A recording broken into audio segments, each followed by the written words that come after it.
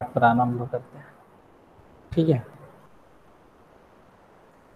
गंगातरंगरमणीयजटाकलापं गौरी निरन्तरविभूषितवामभागम् नारायणप्रियमनङ्गमदापहारम् वाराणसीपुरपतिं भज विश्वनाथम् मनोजवं मारुततुल्यवेगं जितेन्द्रियं बुद्धिमतां वरिष्ठं वातात्मजं वानरयूथमुख्यं श्रीरामदूतं शरणं प्रपद्ये। रामो राजमणिः सदा विजयते रामं रमेशं भजे। रामेणाभिहता निशाचरचमू रामाय तस्मै नमः। रामान्नास्ति परायणं परतरं रामस्य दासोऽस्म्यहम्। रामे चित्तलयः सदा भवतु मे भो राम मामुद्धर। तो आज पुनः एक बार हम लोग इस उत्कर्ष नामक शास्त्राध्ययनोपक्रम के अंतर्गत सांख्य तत्व कौमुदी के चर्चा प्रसंग में उपस्थित हुए हैं। आप सभी का हार्दिक स्वागत एवं अभिनंदन है। जैसा कि इसके पूर्व में हम लोगों ने 28वीं कारिका पे विचार किया, यानी वहां तक विचार यात्रा हमारी आई। आज उसी विचार यात्रा को एक गति देते हुए पाठ प्रारंभ करते हैं। आज 29वीं कारिका पे विचार करेंगे। कारिका है स्वालक्षण्यम वृत्तिस्त्रयस्य सैषा भवत्य सामान्य सामान्यकरण वृत्ति प्राणाद्याह वायवः पंच।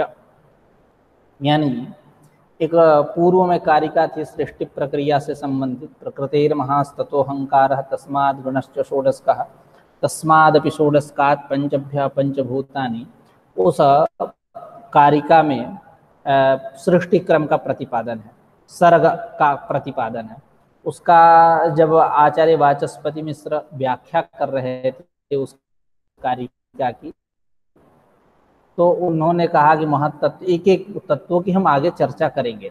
तो महत्तत्व और अहंकार की आगे चर्चा करेंगे ऐसा कहा, तो महत्तत्व और अहंकार की चर्चा हो गई। ठीक है। ईश्वर कृष्ण ने भी उस महत्तत्व को और अहंकार को बतलाया। महत्तत्व यानी बुद्धि, अध्यवसायो बुद्धिर्धर्म इत्यादि कारिका के द्वारा अहंकार के विषय में भी बात बतलाई गई, अभिमानो अहंकार इत्यादि कारिका के द्वारा। उसके बाद एकादश इंद्रियों की बात आई, एकादश इंद्रियों की भी चर्चा हुई। तो उस अहंकार से एकादश इंद्रियां की उत्पत्ति होती है, एकादश इंद्रियां उत्पन्न होती हैं। और उसमें भी ये बात आई कि एकादश इंद्रियां जो हैं सात्विक अहंकार से उत्पन्न होती हैं। फिर पंच तन्मात्राएं इत्यादि चर्चा हुई कि उस अहंकार से 2 प्रकार की सृष्टि होती है। उसके बाद वह एकादश इंद्रियां कौन कौन है, इसके विषय में जिज्ञासा हुई। तो उस जिज्ञासा का समाधान 26वीं कारिका से बुद्धिन्द्रियाणि करके चक्षु श्रोत्र घ्राण रसनत्वगाख्यानि करके जो कारिका है, उससे इस जिज्ञासा का उपशम हुआ। उसके बाद मन, एकादश इंद्रियों में 10 की चर्चा यहाँ हो गई। मन बचा, मन की चर्चा 27वीं कारिका से उभयात्मक मत्र मन इत्यादि कारिका हुई। और 28वीं जो कारिका है जिस पे हम लोगों ने कल विचार किया, दशेंद्रियों के क्या क्या व्यापार हैं, विशेष मतलब रूपादिषु पंचानाम आलोचन मात्र मिष्यते वृत्ति वचनादान विहरणोत्सर्गा नंदाश्च। इस 28वीं कारिका के द्वारा इनके हम केवल विशेष रूप से 10 इंद्रियों के ही व्यापार पे विचार किए। अब एतावता इस प्रकार सामान्य रूप से यदि हम बात करें तो इन सब की तो चर्चा हुई। इनमें 3 अंतःकरण भी समाहित है, आ गए हैं। महत्तत्व यानी बुद्धि, अहंकार और एकादश इंद्रियों में एक मन, इनकी चर्चा हो गई। यानी महत्तत्व और क्या बोलते हैं, महत्तत्व के बाद अहंकार, अहंकार के बाद मन, ये मन 3, ये 3 ही अंतःकरण है। अन्य आचार्य 4 अंतःकरण मानते हैं। दार्शनिक अन्य जो है वेदांत संप्रदाय के जो आचार्य हैं वो 4 मानते हैं।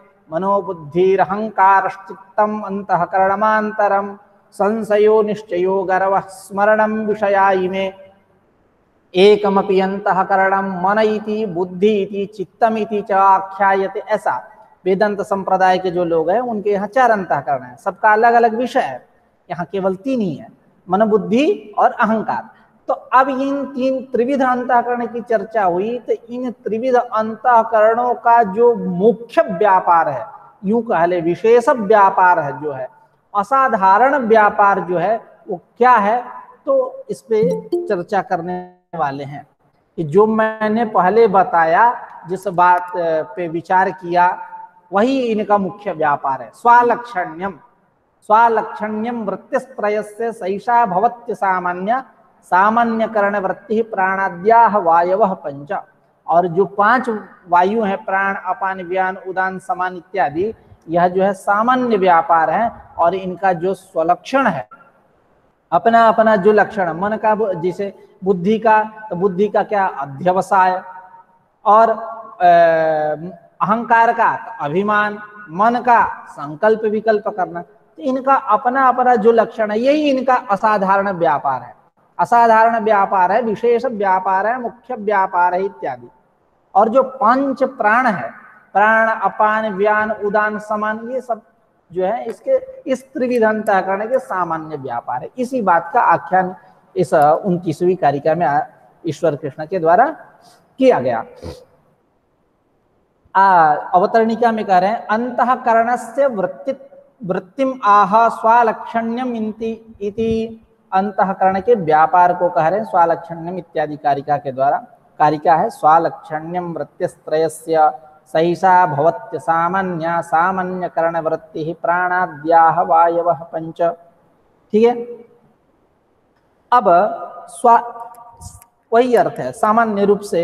पहले हम लोग कारिका का मौलिकार्थ क्या है इससे अवगत होते हैं, उसके बाद हम लोग तत्वकौमुदी के अनुसार विचार करेंगे। तो स्वालक्षण्यम वृत्तिस्त्रयस्य, वृत्तिस्त्रयस्य मतलब यह जो महत्तत्व अहंकार और मन महद आदि नाम है ना, ये जो वृत्ति त्रिविधस्य अंतःकरणस्य, ठीक है, यह जो अंतःकरण है, इस अंतःकरण का वृत्ति ही व्यापार सा ऐसा असामान्य वृत्ति ही क्या स्वालक्षण्यम, स्वालक्षण्यम स्व स्व इनका लक्षण, वृत्तित्रयस्य स्वालक्षण्यम सा ऐसा सैसा वृत्ति ही असामान्य भवति इत्यन्वय, ऐसा अन्वय कर लीजिए। यह जो त्रिविध अंतःकरण है, इनका अपना अपना लक्षण ही इनका असाधारण व्यापार है। सामान्यकरण वृत्ति प्राणाद्याः वायवः पंच, जो प्राणादि 5 वायु हैं, प्राण अपान व्यान उदान समान, ये क्या है सामान्यकरण वृत्ति है। सामान्यकरण वृत्ति है यानी सामान्य व्यापार है। ठीक है, अब स्वालक्षण्य की क्या परिभाषा है इत्यादि, सामान्य करण वृत्ति कह रहे हैं। ठीक है, सामान्य वृत्ति से भी काम चल जाता, तो इसकी चर्चा स्वयं वाचस्पति मिश्र का करने वाले हैं अपने शब्दावली में, तो उस पर हम लोग विचार करते हैं। स्वालक्षण्यम वृत्तिस्त्रयस्य, लिए वहां से प्रतीक, स्वालक्षण्यम वृत्तिस्त्रयस्य, वृत्तिस्त्रयस्य वृत्ति स्वालक्षण्यम स्वम असाधारणम लक्षणम येषाम तानि स्वलक्षणानि, यानी महद अहंकार मनांसी, ये स्वम स्वम असाधारणम लक्षणम स्वालक्षण्यम, स्वपद भी है, स्वम असाधारणम लक्षणम येषाम, येषाम केषाम महदादीनाम, तानि स्वलक्षणानि, कौन, महत्तत्व अहंकार और मन, महद अहंकार मनांसी, तेषाम भावः, तेषाम भावः महदादीनाम अर्थात महत् अहंकार मनसाम भावः इति स्वालक्षण्यम। ठीक है, समझ में आई बात, इति स्वालक्षण्यम तच्च स्वानि स्वानि लक्षणान्येव, और इनका तच्च स्वालक्षण्यम, स्वालक्षण्य क्या है, कह रहे हैं स्वानि स्वानि लक्षणान्येव, अपना अपना लक्षण ही। बुद्धि का क्या है अध्यवसाय, अहंकार का क्या है गर्व, मन का क्या है संकल्प विकल्प करना। तद यथा, उसी को बतला रहे हैं, महतः अध्यवसायः, यही उसका स्वलक्षण है, स्वलक्षण है। और यह स्वलक्षण कैसा है, असाधारण व्यापार है। महतः अध्यवसायः अहंकारस्य अभिमानः संकल्पः मनसः, और संकल्प जो है मन का, यह असाधारण वृत्ति ही व्यापार है।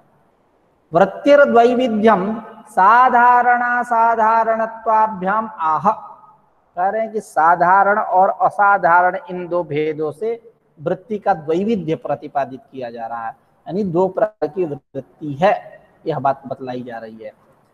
सैसा भवत्य सामान्य, इस यानी सैसा भवत्य सामान्य, ये जो है सैसा भवत्य सामान्य, सामान्यकरण वृत्ति ही, इस प्रकार क्या है, असामान्य एक जगह है, एक जगह सामान्यकरण वृत्ति है। तो साधारण असाधारणत्वाभ्याम वृत्ति द्वैविध्यम आह, वृत्ति के द्वैविध्य को कह रहे हैं। सैसा भवत, यह सामान्य, असामान्य मतलब असाधारणी वृत्ति ही, यही सैसा वृत्ति ही असाधारणी, असामान्य मतलब असाधारणी।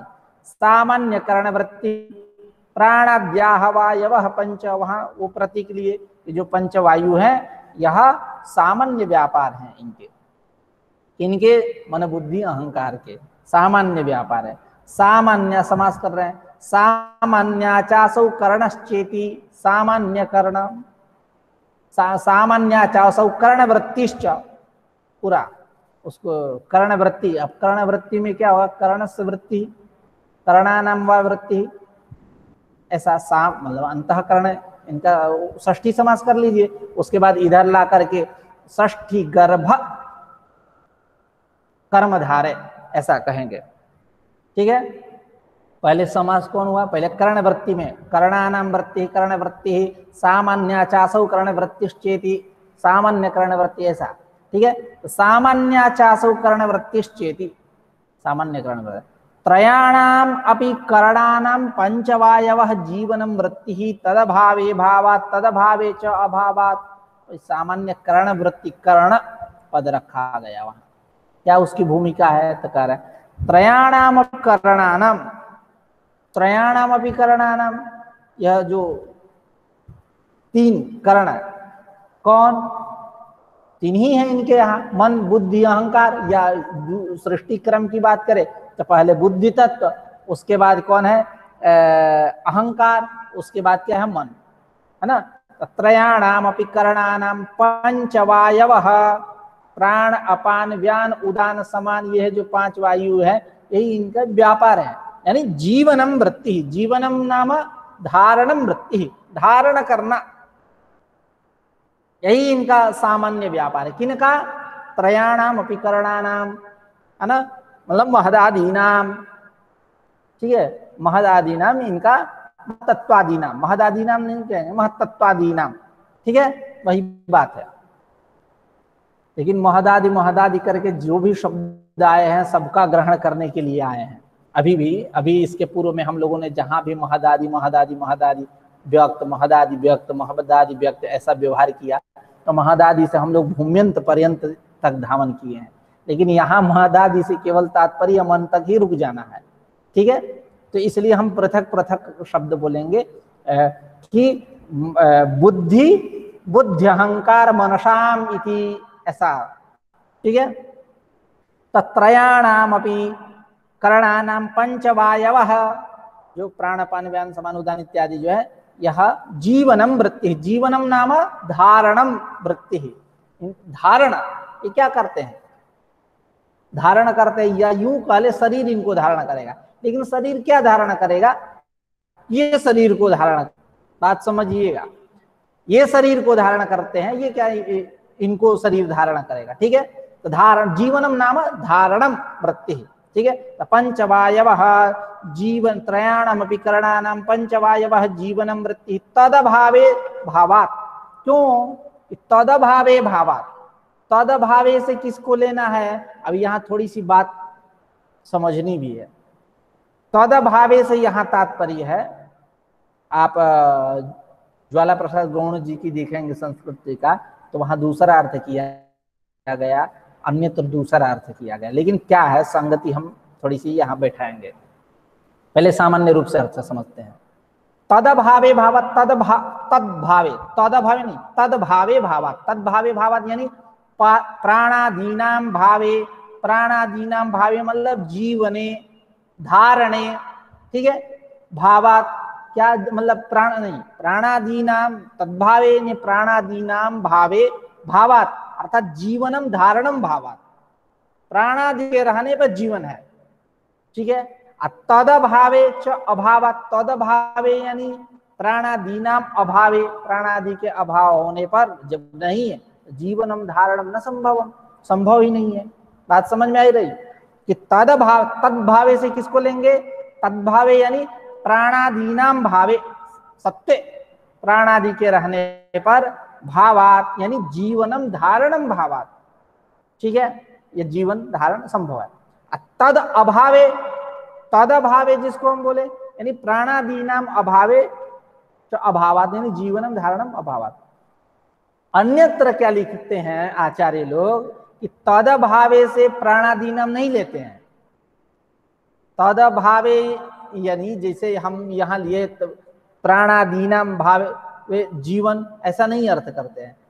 तद से किसको पकड़ते हैं, अंतःकरणादि, देखिए अंतःकरणादीनाम भावे ऐसा अर्थ करते हैं, लेकिन वो अर्थ जो है यहाँ उतना उपयुक्त नहीं है, क्योंकि यहाँ प्राण के विषय में चर्चा हो रही है।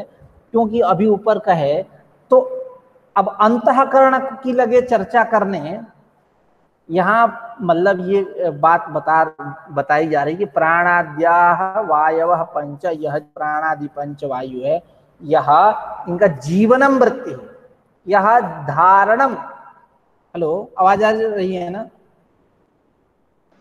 जी, हाँ, तो जीवनम वृत्ति ही, जीवनम वृत्ति ही मतलब धारणम वृत्ति ही, इनका व्यापार यह धारण, तो धारण को लेकर के तत्संबंधित चर्चा करेंगे कि प्राणादि के रहने पर जीवन संभव है, प्राणादि के न रहने पर जीवन संभव नहीं है, तब तारतम्यता बैठेगी।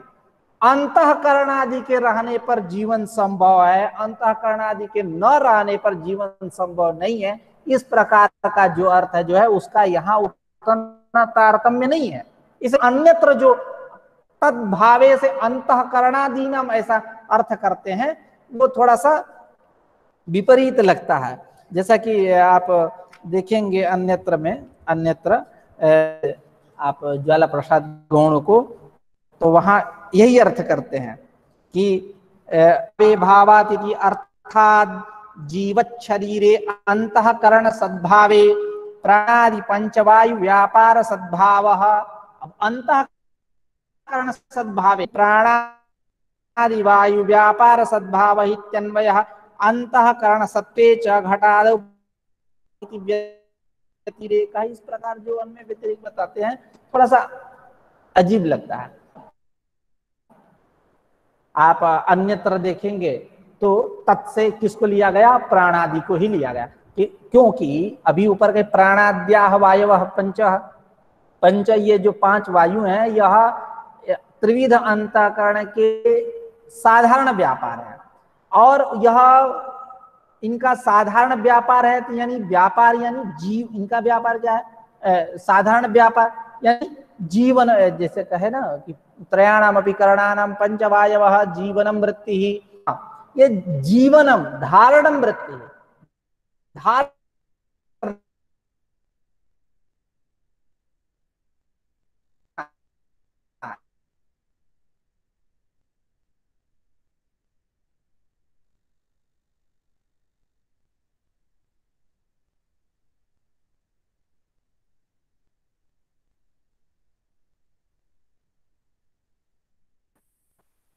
आवाज आ रही है हमारी? जी भैया, अभी गायब हो गई थी, अब आ रही है। एक तो ऐसा विषय चल रहा है कि अन्यत्र कुछ लिखा गया, अन्यत्र कुछ लिखा गया, इसमें नेट कनेक्टिविटी का भी प्रॉब्लम आ गया। चलो तो समझे ना बात को। तो यहाँ बात ये चल रही है कि यहाँ तत् से हम किसको लेंगे, प्राणादि को, कि प्राणादि के रहने पर जीवन संभव है, ऐसा लोक में भी है। ये नहीं कि अंतःकरण के रहने पर प्राणादि संभव है, ऐसा नहीं है। प्राणादि के रहने पर अंतःकरण संभव है, और प्राणादि के जीवन संभव है, प्राणादि के न रहने पर जीवन संभव नहीं है, इस प्रकार का हम अर्थ करेंगे, अन्वय व्यतिरेक बनाएंगे। ठीक है, अन्यत्र जो तत् से पकड़ते हैं अंतःकरण आदि थोड़ा सा अजीब लगता है। खैर, तत्र प्राण, अब बताएंगे एक एक का अर्थ कर रहे हैं, प्राण किसे कहते हैं। तो कह रहे हैं तत्र प्राणो नाम नासाग्रहन्नाभिपाद अंगुष्ठ वृत्ति, तत्र प्राणो नासाग्रहन्नाभिपाद अंगुष्ठ वृत्ति। अब देखिए यहाँ एक विचारणीय यह भी बात है कि पादांगुष्ठ से पैर का जो अंगूठा, यह अर्थ नहीं करना है। पाद अलग है, अंगुष्ठ अलग, इस प्रकार पंच स्थानवर्ती है यह प्राण। ठीक है, और जब पादांगुष्ठ ले लेंगे एक में तो 4 ही हो जाएंगे। ठीक है, इसलिए पहले सामान्य अर्थ कर लेते हैं। यह जो प्राण है कैसा है, नासिका के अग्रभाग में रहने वाला है, हृदय में रहने वाला है, नाभि प्रदेश में रहने वाला है, पाद में रहने वाला है, और अंगुष्ठ वृत्ति। ये पादांगुष्ठ वृत्ति नहीं, पैर का अंगूठा ऐसा नहीं है, अंगुष्ठ वृत्ति, ये मोहर वाला। ठीक है, जिसको दूसरे भाषा में क्या बोलते हैं, ठेंगा। ठीक है, तो अंगुष्ठ वृत्ति यहाँ ये प्राण रहता है। अपान, अपान जो है ये कहाँ कहाँ रहेगा, तो कह रहे हैं क्रीकाटिका पृष्ठपाद पायुपस्थ पार्श्ववर्ती ही, यानी यह क्रीकाटिका, क्रीकाटिका मतलब ये घंटी जो गले में ये जो दिख रही है, मध्यवर्तीय जो है, इसको बोलते हैं। ठीक है, मतलब गलघंटी जिसको हम बोलेंगे, गलघंटी यही है गले में जो है। ठीक है, तो क्रीकाटिका और पृष्ठ, पृष्ठ मतलब पीठा, और पादा और पायु, पायु यानी गुदा प्रदेश, और उपस्थ, उपस्थ मतलब जननेन्द्रिय, पार्श्ववर्ती इनमें रहने वाला, इनके अगल बगल में रहने वाला जो व्यापार है वो है वायु है, उसको हम अपान बोलते हैं। समान हृन्नाभि सर्वसंधि वृत्ति, समान कहाँ रहेगा, हृदय में रहेगा, नाभि प्रदेश में रहेगा, सारे संधियों पे जोड़ों में रहेगा, जो भी शरीर में जितने जोड़ हैं। उदान, उदान कहाँ रहेगा, हृत कंठताल मूर्ध भूमध्य वृत्ति, हृदय में रहेगा, कंठ देश में रहेगा, तालु में रहेगा, मूर्धा में रहेगा, और भ्रू मध्य, ये जो भ्रू, ये सुभ्रू है ना, तो भ्रू मतलब ये बरौनी, भ्रू इनके मध्य में रहने वाला जो है वायु, उसको हम बोलते हैं उदान। हृदय में, कंठ में, तालु में, मूर्धा में और भ्रूमध्य में रहने वाला जो वायु, उसको बोलते हैं उदान। सच एक वायु प्राणापानादि संज्ञाम लभते स्थान भेदेन, है ना, ऐसा तर्क संग्रह में, स्थान भेद के कारण यह प्राण अपान व्यान समान इत्यादि संज्ञाओं को प्राप्त करता है। व्यानस्तु व्यानस्त्वग वृत्ति ही पंचवायवः, व्यान कहाँ रहेगा वायु, त्वग वृत्ति, त्वचा, वहां रहेगा ये, मतलब इसका अधिष्ठान वही है, तद मतलब तेन अधिष्ठित है, यहाँ इसका घर वही है, वही रहेगा। तो व्यानः त्वग्वृत्ति, त्वग में रहने वाला जो वायु, उसको हम बोलेंगे व्याना। जैसा कि इति पंचवायव, ये 5 वायु है, जैसा कि कहा भी गया है ना, हृदि प्राणः गुदे पानः समानः नाभिमंडले उदानः कंठदेशे तु व्यानः सर्वशरीरका। वो सामान्य रूप से एक एक को लेकर के, हृदय प्राणः हृदय में, हृदय प्राण गुदे पान, गुदा में अपान, हृदय देश में प्राण, गुदा में अपान, हृदय प्राण गुदे पान, समान नाभि मंडले, नाभि में रहने वाला, नाभि प्रदेश में रहने वाला वो समान, समान नाभि मंडले, हृदय प्राण गुदे पान समान नाभि मंडले, उदान कंठ देशे, तो कंठ देश में रहने वाला उदान, अव्यान सर्व शरीर का, संपूर्ण शरीर में रहने वाला, इत्यादि। एक एक को लेकर के, लेकिन यहाँ क्या है विस्तृत, कुछ 5 में रह रहे हैं, कुछ 4 में, ऐसा। और वेदांत में कहते हैं, वेदांत सार में, केचित् तु नाग कूर्म कृकल देवदत्त धनंजयाख्याः इति पंचान्ये वायवः सन्ति इति वदन्ति। ठीक है, 5 वायु अन्य भी हैं, ऐसा कुछ लोग कहते हैं, लेकिन वेदांती क्या कहते हैं, नहीं, उन सब का इसी में अंतर्भाव हो जाता है। वो कुछ तुम अलग संप्रदाय मत बनाओ, यहाँ अलग 10 मत बनाओ, उनमें तो 5 ये 5 वो, हम तो छोड़ने वाले हैं नहीं अपनी संख्या और इनकी आख्या। आप 5 वो आप आकर के हमारे ऊपर आरोप करोगे तो 10 संख्या हो जाएगी ना, करेगी नहीं नहीं, ये सब हमारे यहाँ, ठीक है। जैसे षड्भाव विकार जो है यास को मानते हैं ना, जायते अस्ति वर्धते विपरिणमते अपक्षीयते विनश्यति, यह जो षड्भाव विकार है इसको वेदांती लोग क्या कहते हैं, नहीं 3 से अलावा कुछ नहीं है, जन्म स्थिति भंग, बस इसी में षड्णाम भाव विकाराणाम त्रिषु एवंतर्भावः इति भगवत्पाद शंकराचार्य ही शारीरक भाष्य उत्तम, ठीक है। तो 3 ही है। तो केचित तो नाग कूर्म कृकल देवदत्त धनंजय आख्या पंचान्ये वायवः सन्ति इति वदन्ति। अब थोड़ा सा समझ लेता हूँ ये है क्या। नाग, तत्र नाग उद्गीरण, नाग कूर्म, तत्र नाग उद्गीरण करः, तत्र नाग उद्गीरण करः, उद्गीरण करने वाला, उद्गीरण करने वाला, उद्गीरण मतलब वो बोलते हैं उल्टी इत्यादि, ठीक है। म्यूट करो आवाज। तत्र नाग उद्गीरण करः, नाग कूर्म कूर्म तत्र नाग कूर्म कूर्म कृकलः उन्मीलन करः, उन्मीलन करः, उन्मीलन करने वाला। जैसे ये आंखें हैं बरौनी, हाँ, ये जो आंखें ऊपर नीचे हो रही हैं ये वायु है, इसमें भी वायु है। तो नाग कूर्म कृकल क्षुत करः, क्षुधा करने वाला, भूख प्यास लगाने वाला वायु कृकल, नाग कूर्म कृकल। देवदत्त, देवदत्त नहीं देवदत्त जृंभण करः, जमाई लेने वाला, नहीं आता मुँह ऐसे ऐसे करते हो, देवदत्त जृंभण करः। धनंजय पोषण करः, पोषण करने वाला, एकदम लालन पालन करने वाला जो वायु हरा भरा कर दे आपको। न जहाति मृतं चापि सर्वव्यापी धनंजय, ऐसा अर्थ है, जो मरने के बाद भी न छोड़े, सर्वव्यापी हो वही धनंजय है, समझे। तो कहने का तात्पर्य क्या है, ये 5 वायु कुछ आचार्यों का कथन है, खैर उन सबका अंतर्भाव हो जाता है इसी में। अब तो इस प्रकार यह कारिका जो है 29वीं कारिका हुई। अब 30वीं कारिका पे आते हैं। अब इनका जो अंतःकरण का व्यापार है, यह व्यापार युगपत भी होता है और क्रमशः भी होता है, ठीक है। इसकी चर्चा इस कारिका में है, 30वीं कारिका में। जैसा कि एक अवतरणिका में कह रहे हैं, चतुर्विध करणस्य असाधारणीषु वृत्तिषु क्रमाक्रमौ सप्रकारौ आह युगपत् इति। करेंगे चतुर्विधस्य, क्या चतुर्विधस्य अंतःकरणस्य, करणस्य कौन चतुर्विध है, त्रिविध यह अंतःकरण, और एक विध कौन, वो 10 इंद्रिय बाह्येंद्रिय, पंच ज्ञानेन्द्रिय पंच कर्मेंद्रिय, उनका एक गण, और तीन ये, ठीक, उनका एक गण लेना है। इन तीनों को अलग अलग मानना है, तब 4 की पूर्ति होगी, नहीं तो 2 गण मान लोगे ना तो गड़बड़ हो जाएगा, ठीक है।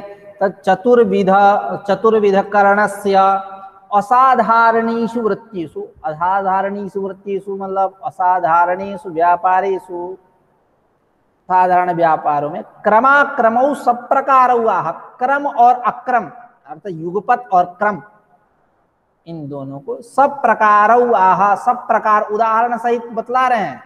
युगपत इति, युगपत इत्यादि कारिका के द्वारा ये 30वीं कारिका जो है। युगपत चतुष्टयस्य तो वृत्ति क्रमशश्च निर्दिष्टा दृष्टे तथाप्य दृष्टे त्रयस्य तत्पूर्विका वृत्ति, ठीक है। यानी जो चतुर्थ्यंत पद है, षष्ठ्यंत पद है, उसको एक साथ जोड़िए। तस्य चतुष्टयस्य यानी जो दशेंद्रियां हैं उनका एक प्रकार, और यह जो त्रिविध अंतःकरण है इस प्रकार। तस्य चतुष्टयस्य वृत्ति ही व्यापारः युगपत एक साथ होता है। कुत्र दृष्ट वस्तु विषय, दृष्ट वस्तु के विषय में, दृष्ट वस्तु के विषय में यानी ये प्रत्यक्ष वस्तु के विषय में, ठीक है। तो प्रत्यक्ष वस्तु के विषय में वो क्या, प्रत्यक्ष घटपट मठ इत्यादि जो भी आपको दिख रहा है, ये सब जो इंद्रियों का विषय है, ठीक है। तो प्रत्यक्ष वस्तु विषय, प्रत्यक्ष वस्तु के विषय में तस्य चतुष्टयस्य युगपत वृत्ति ही क्रमशश्च वृत्ति ही निर्दिष्टा, युगपत एक साथ और क्रमशः भी वृत्ति देखी जाती है। और तथाप्यदृष्टे अदृष्टे यथा तत्र तथा अत्र, अदृष्टे, अदृष्टे मतलब अदृष्ट वस्तु विषय, यानी क्या, धर्मादि स्वर्गादि जो देवतादि ये सब जो है अदृष्ट हैं। तो अदृष्ट वस्तु विषय त्रयस्य, क्योंकि वहां बाह्य इंद्रियों का संबंध नहीं होता है, अदृष्ट वस्तुओं के साथ दशविध जो इंद्रियां हैं, पंच ज्ञान इंद्रिय हो या पंच कर्म इंद्रिय, इनका कालत्रय में संबंध नहीं हो सकता। जब भी संबंध होगा अंतःकरण का ही संबंध होगा। खैर, तो त्रयस्य, त्रयस्य मतलब त्रिविधस्य अंतःकरणस्य अदृष्टे अदृष्ट वस्तु विषय, तथापि, तथापि मतलब यथा तत्र तथा अत्र, सादृश्य प्रतियोगी है। जैसे तथा युक्तम चानिप्सितम सूत्र में तथा पद कैसा है, सादृश्य प्रतियोगी है। अर्थ करते हैं ना, ईप्सित तमवत क्रियया युक्तम अनिप्सितम अपि कारकम कर्म संयम स्यात्। ईप्सित तमवत क्रियया, ये अर्थ कहां से आता है, ये तथा पद देता है, सादृश्य प्रतियोगी है। ठीक उसी प्रकार यहाँ यथा तत्र दृष्टे वस्तु विषय तथा अत्रापि अदृष्ट वस्तु विषय भी। लेकिन थोड़ा सा यहाँ अंतर ये है कि यहाँ 10वीं इंद्रिया नहीं है, यहाँ केवल 3 ही अंतःकरण है। अदृष्टे त्रयस्य त्रिविधस्य अंतःकरणस्य वृत्ति ही व्यापारः तत्पूर्विका, तत्पूर्विका यानी दृष्ट पूर्विका यानी प्रत्यक्ष पूर्विका। यथा तत्र व्यापारः युगपत् क्रमशः तद्वत् यहाँ भी अदृष्ट वस्तु विषयेपि तादृशः एव व्यापारः अस्माभिः गृह्यते युगपत् क्रमशश्च। ठीक है, अब युगपत् और क्रमशः अब बतला रहे हैं, पहले दृष्ट वस्तु के विषय में बतला रहे हैं। दृष्टे यथा, दृष्ट वस्तु के विषय में, यदा संतमसांधकारे विद्युत संपात मात्रात् व्याघ्रम अभिमुखम अतिसन्निहितं पश्यति तदा खलु अस्य आलोचन संकल्पाभिमान अध्यवसायाः युगपदेव प्रादुर्भवन्ति। यतः ततः उत्प्लुत्य तत्स्थानात् एकपदे अपसरति, एकपदे अपसरति तत्क्षणमेव अपसरति, तत्क्षण ही भाग जाता है वो। यही एक पद का तात्पर्य है। यानी यदा संतमसांधकारे, संतमसांधकारे मतलब घोरांधकारे, घोर अंधकार है, पहले भाव समझिए।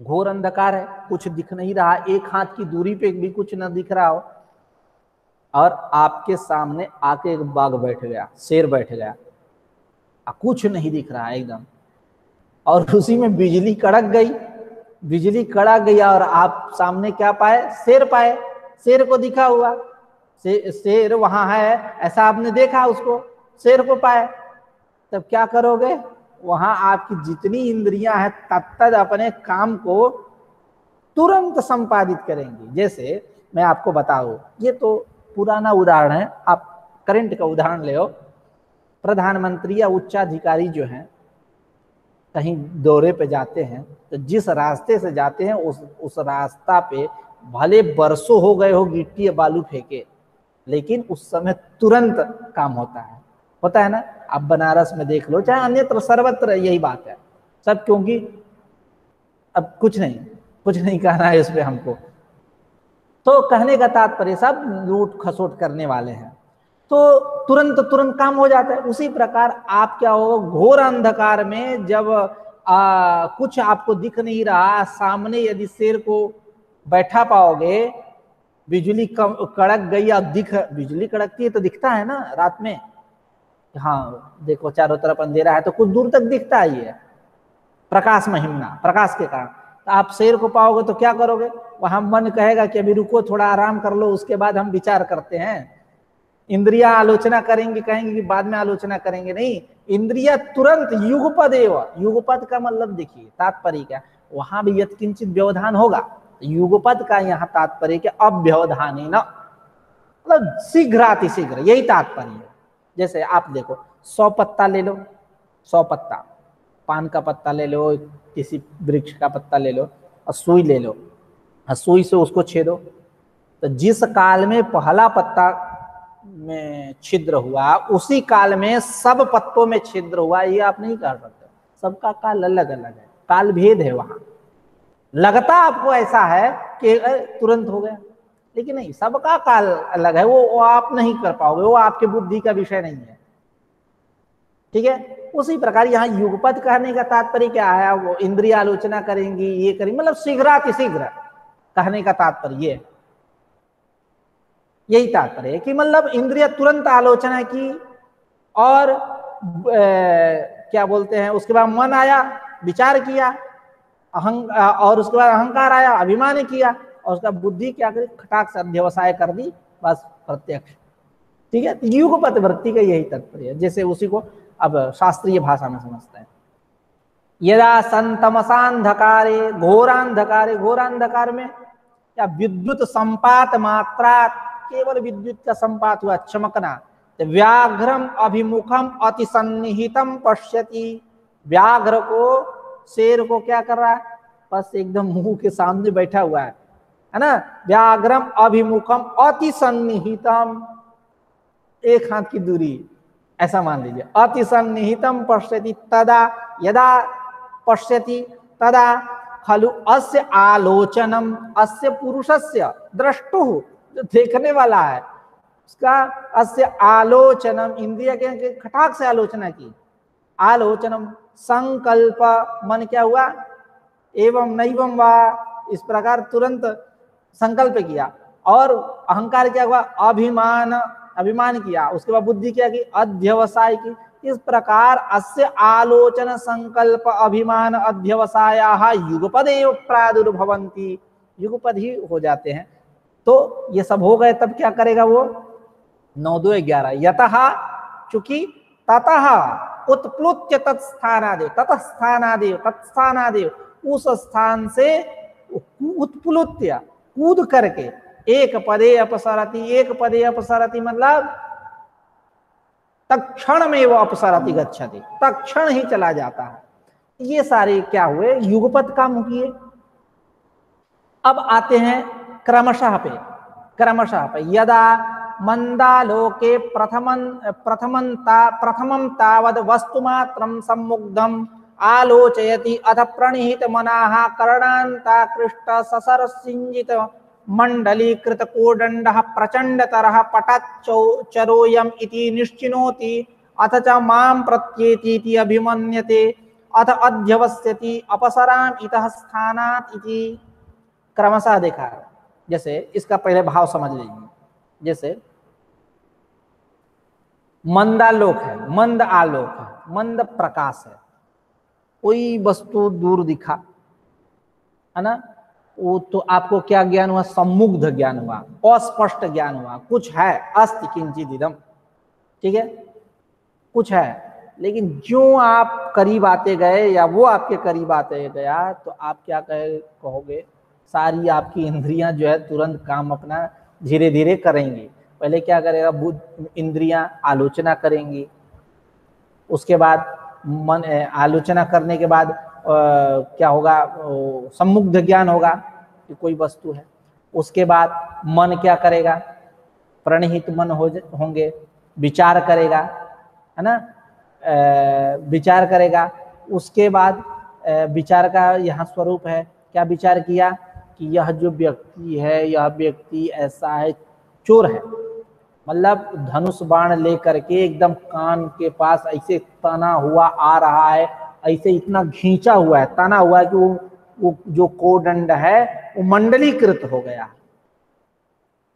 ठीक है, एकदम तना हुआ। अब ये मन ने विचार किया, है ना। उसके बाद क्या बोलते हैं, मन ने विचार किया, उसके बाद आप अहंकार का नंबर आया, तो अहंकार क्या किया, ये तो हमारे तरफ आ रहा है, माम प्रत्येति में, ये तो मेरे पास आता है। अब बुद्धि क्या करेगी, ये तीनों का काम हुआ, बुद्धि क्या करेगी, आगे अध्यवसाय कर देगी। क्या अध्यवसाय, कि भगो यहाँ से, अपसरामित स्थाना, इस स्थान से भगो, नहीं तो एकदम तीर मार देगा, यहीं गिर जाओगे। तो सब क्या हुआ, क्रमशः अपना काम किया, दृष्ट वस्तु विषय। ठीक है, तो युगपत अक्रमशः यही है। अब इस पंक्ति पे आते हैं। यदा मंदालोके मतलब कम प्रकार, प्रथमं तावत वस्तु मात्रम सम्मुग्धम आलोचयति।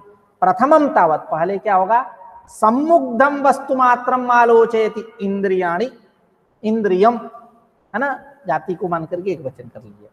ठीक है, इंद्रियत्व जाति को लेकर। तो पहले क्या हुआ, मंदालोक में, हम प्रकाश में पहले सम्मुग्ध वस्तु मात्रम आलोचयति इंद्रियम, सम्मुग्ध वस्तु मात्र की आलोचना करती है इंद्रिया, मतलब अस्पष्ट ज्ञान, स्पष्ट नहीं, अस्ति किंचित, इस प्रकार। ठीक है, तो मंदालोक में पहले सम्मुग्ध वस्तु मात्र का आलोचयति, आलोचना करती इंद्रिय। अथ प्रणहित मनाहा, उसके बाद वो व्यक्ति कैसा होता है, प्रणहित मन हो जाता है। प्रणहित मनस्कः, प्रणहित मना है एक वचन है, प्रथमा विभक्ति, प्रणहित मनस शब्द है। अत्वसंतस्य चा धातु, वेधाहा वेधसौ वेधसौ, ऐसा बनता है ना। महामनाः महामनसो महामनसा, प्रणहित मनाः प्रणहित मनौ प्रणहित मनसा इत्यादि रूप चलता है। तो अथ प्रणहित मनाः पुरुषः कर्णांताकृष्ट, कर्णांताकृष्ट मतलब कर्णांत आकृष्ट, कर्ण तक, कान तक एकदम ऐसे चढ़ाते हैं ना मारने के लिए धनुष बाण, कर्णांताकृष्ट सशर सिंजित मंडलीकृत, सशर सिंजित मतलब शर से युक्त, बाण से युक्त, क्या उसका धनुष, और कैसा हुआ है, मंडलीकृत, मंडलीकृत एकदम भींच की तरह तान दिया है आगे से, एकदम मंडलीकृत हो गया, गोलाकार हो गया, मंडलीकृत। कोदंडहा, कोदंड मतलब ऐसा, यह धनुष है, धनुष वाला है। प्रचंडतर, अति भयंकर, अत्यंत भयंकर है। पाटचोरोयम, यह चोर ही है, इतना दृश्य जो आ रहा है। इति निश्चिनोति, ठीक है, निश्चय होता है। उस अथ च माम प्रत्येति अभिमत्य, इति निश्चिनोति मतलब यहां निश्चिनोति का तात्पर्य ये मत समझिएगा बुद्धि, संकल्पयति ऐसा, क्योंकि यह मन का कार्य है। ठीक है, ऐसा अर्थ करेंगे नहीं तो पूरा सिस्टम हिल जाएगा। निश्चिनोति संकल्पयति, संकल्प विकल्पम करोति इत्यर्थ। अथ च माम प्रत्येति, क्योंकि अभी उसका बुद्धि का भी क्रम आगे है। माम प्रत्येति अभिमत्य, माम प्रत्येति इत्यभिमन्यते, और यह मेरे तरफ आ रहा है, लेके एकदम घिंचे हुए ये हमारे तरफ आ रहा है, या ऐसा अहंकार ने अपना काम किया। अथ अध्यवस्यति, और बुद्धि क्या की, अध्यवसाय की, क्या वजह की, अध्यवसाय निश्चय की, अध्यवसायो नाम निश्चय, क्या निश्चय की, तो अपसराम इतः स्थानात्, इस स्थान से भगो, निकलो, ये इधर ही आ रहा है। इस प्रकार क्रमशः दृष्ट वस्तु के विषय में यह त्रिविधांतकरण जो है युगपत भी काम करते हैं और क्रमशः भी अपना व्यापार करते हैं। और तथाप्य दृष्टे, जो जैसा कहा, तथाप्य दृष्टे त्रयस्य तत्पूर्विका वृत्ति अदृष्टे, अदृष्ट वस्तु विषय, यानी जो देवतादि अंतःकरण धर्मादि, अंतःकरण कर रहा हूं, देवतादि जो धर्मादि इंद्रिया स्वयं अतीन्द्रिय हैं इत्यादि जो है। ठीक है, तो ये स्वर्ग आदि इत्यादि, तो अदृष्ट वस्तु के विषय में त्रयस्य, क्योंकि वहां 10 इंद्रियों का संबंध नहीं होता है ना, बाह्य इंद्रियों का, तो त्रयस्य वृत्ति व्यापार तत्पूर्विका दृष्ट पूर्विका यानी प्रत्यक्ष पूर्विका, उसी का। परोक्षे तु अंतःकरणत्रयस्य बाह्येन्द्रिय वर्जन वृत्ति इतियाह दृष्टे त्रयस्य तत्पूर्विका वृत्ति परोक्षे, परोक्ष वस्तु विषये। ठीक है, परोक्ष वस्तु विषये तु अंतःकरणत्रयस्य वृत्ति, अंतःकरणत्रयस्य मन बुद्धि अहंकार एवं रूपस्य त्रिविधस्य अंतःकरणस्य, है ना। परोक्ष वस्तु विषये अंतःकरणस्य, अंतःकरणत्रयस्य बाह्येन्द्रिय वर्जम, बाह्येन्द्रियों को छोड़ करके, क्योंकि बाह्येन्द्रियों का संबंध उसके साथ नहीं होता। ठीक है, तो परोक्षे, परोक्ष वस्तु विषय अंतःकरणस्य, अंतःकरणत्रयस्य बाह्येन्द्रिय वर्जम वृत्ति ही व्यापार, व्यापार होता है। और ठीक है, इसी बात को इत्याह कह रहे हैं, दृष्टि त्रय से तत्व, वो व्यापार कैसा होता है, वृत्ति कैसी होती है, तत्पूर्विका, यानी परोक्ष वस्तु के विषय में यह त्रिविध जो अंतःकरण है, ये त्रिविध अंतःकरण अर्थ बाह्य इंद्रियों को छोड़ करके त्रिविध अंतःकरणों का व्यापार जो है ये प्रत्यक्ष के समान होता है, यानी युगपत भी होता है और क्रमशः भी होता है। उसी को अगर है ना, परोक्षे तु अंतःकरण त्रय से बाह्य इंद्रिय वर्जम वृत्ति इत्याह दृष्टे त्रय से तत्पूर्विका वृत्ति थी। अंतःकरण त्रयस्य युगपत क्रमेण च वृत्ति दृष्ट पूर्विकेति, वही स्पष्ट हो गया। अंतःकरण त्रयस्य, अंतःकरण त्रय का वृत्ति व्यापार युगपत क्रमेण च, युगपत और क्रमशः होता है। यह दृष्ट पूर्विका व्यापार है, प्रत्यक्ष पूर्विका, यथा तत्र तथा अत्र। ठीक है, तो अंतःकरण त्रयस्य युगपत वृत्ति ही, अंतःकरण त्रय ऐसा नहीं, अंतःकरण त्रयस्य वृत्ति ही युगपत क्रमेण च दृष्ट पूर्विका, ऐसा। अंतःकरण त्रय का जो व्यापार है वह व्यापार युगपत और क्रमशः होता है। कब? अदृष्ट वस्तु के विषय में। ठीक है, अंतःकरण त्रयस्य युगपत क्रमेण च वृत्ति दृष्ट पूर्विका प्रत्यक्ष पूर्विका। क्योंकि अनुमानागम स्मृतयो ही परोक्षेर्थे दर्शन पूर्वाः प्रवर्तन्ते, क्योंकि अनुमान आगम स्मृतियां ये सब जो है कब लगेंगे? प्रत्यक्ष के बाद ही प्रत्यक्ष जन्य है सब। तो अनुमान आगम, स्मृति भी अनुभव जन्य है, तो अनुमान आगम बाकी सब तो है ही। जैसा कि पूर्व में भी कहे कि अभी पहले ज्येष्ठ की चर्चा करेंगे, प्रत्यक्ष प्रमाण सबसे ज्येष्ठ है, तदधीन ही अन्य सारे प्रमाण है, इसलिए मैं पहले प्रत्यक्ष की ही चर्चा करूंगा, उसके बाद अनुमान, उसके बाद आगम की चर्चा करूंगा, यानी शब्द प्रमाण। तो अनुमान आगम स्मृतयः ही परोक्षेर्थे, परोक्ष वस्तु विषय दर्शन पूर्वाः प्रवर्तन्ते, दर्शन पूर्वक ही प्रवृत्त होते हैं, अर्थात दृष्ट पूर्वाः प्रवर्तन्ते, नान्यथा ऐसे नहीं, ऐसे अकेले उसको छोड़ करके प्रवृत्त हो। दृष्ट पूर्वाः प्रवर्तन्ते, यथा दृष्टे तथा अदृष्टे इति योजना, ऐसा करिए। यथा दृष्टे व्यापारः युगपत दृष्ट वस्तु विषये, यथा युगपत व्यापारः क्रमशश्च व्यापारः तथा अदृष्टेपि अदृष्ट वस्तु विषयेपि स्वर्गादि विषयेपि स्वर्गादौ अपि, हाँ, तथा अदृष्टेपि इति योजना, तथा अदृष्टेपि व्यवहारः, यथा दृष्टे प्रत्यक्ष पूर्वकः व्यवहारः दृष्ट वस्तु विषये युगपद व्यापारः क्रमशः व्यापारः तदवत् तथा अदृष्टेपि अदृष्ट वस्तु विषये स्वर्गादौ अपि युगपद क्रमशश्च व्यापारः इति योजना, ऐसी योजना आप कर लीजिए। इस प्रकार 30वीं कारिका भी हो गई। स्यादेतत् चतुर्णां त्रयाणां वा वृत्तयो न तावत् तन्मात्राधीनाः तेषां सदातनत्वे वृत्तीनां सदोत्पाद प्रसंगात् आकस्मिकत्वे तु वृत्ति संकर प्रसंगो नियम हेतोः अभावात् इत्यतः आह स्वाम इति स्वाम स्वाम प्रतिपद्यन्ते। अब कल आज की चर्चा यहीं समाप्त। कल पुनः एक नई ऊर्जा से मिलेंगे। कुछ पूछना है पूछिए, अभी समय है 1 मिनट।